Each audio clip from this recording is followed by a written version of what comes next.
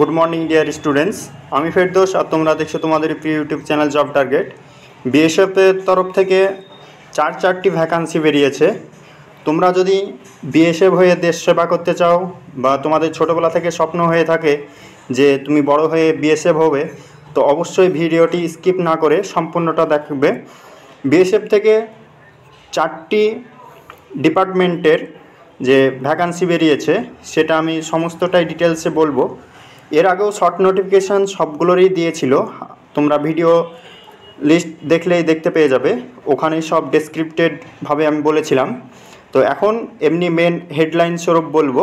যদি তোমাদের কোনো কিছু অসুবিধা হয় বা বুঝতে অসুবিধা হয় বা কোনো ভ্যাকান্সিতে করবে সে তার ডিটেলস চাই, তো অবশ্যই আমাকে কমেন্ট বক্সে কমেন্ট করবে।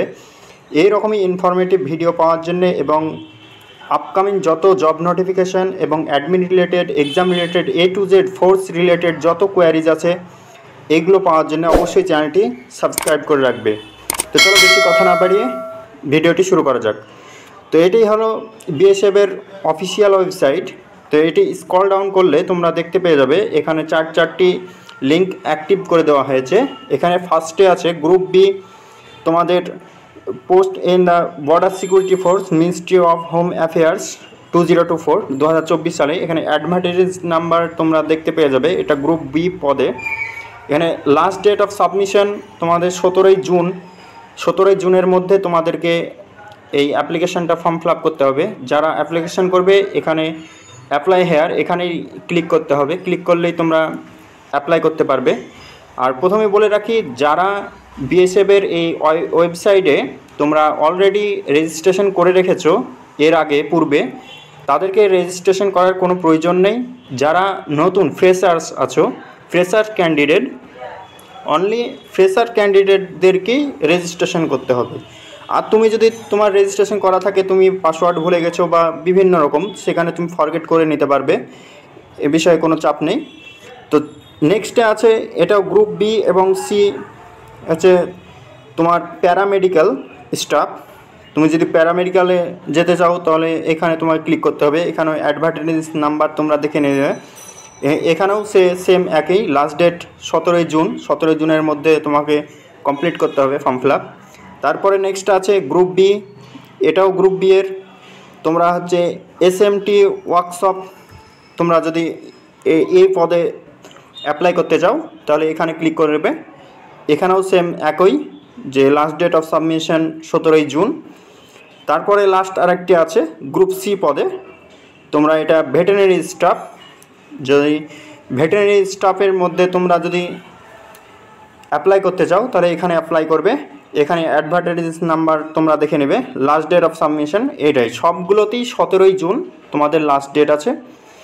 এছাড়াও যদি ফুল নোটিফিকেশান তোমরা পেতে চাও তাহলে অবশ্যই কমেন্ট বক্সে কমেন্ট করবে। এছাড়াও আমি পূর্বেও করে রেখেছি, তোমরা চেক আউট করে দেখে নিতে পারবে যে প্লে লিস্ট থেকে।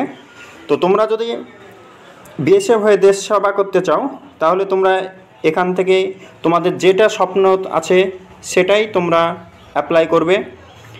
এখানে তোমরা ভিউ ডিটেলসে এখানে গেলে তোমরা সম্পূর্ণ বড় নোটিফিকেশানটা দেখতে পেয়ে যাবে। এর আগে শর্ট নোটিফিকেশান থেকে তোমাদেরকে আপডেট দিয়ে দিয়েছি অলরেডি। যদি তারপরেও তোমার যদি পার্টিকুলারলি কোনো যেই পোস্টে তুমি অ্যাপ্লাই করবে সেই পোস্টের যদি তুমি নোটিফিকেশান চাও, তো এখানে ভিউ ডিটেলসে এখানে ক্লিক করলেই তোমরা ফুল নোটিফিকেশানটা পেয়ে যাবে। সবগুলোরই দেওয়া আছে এখানে।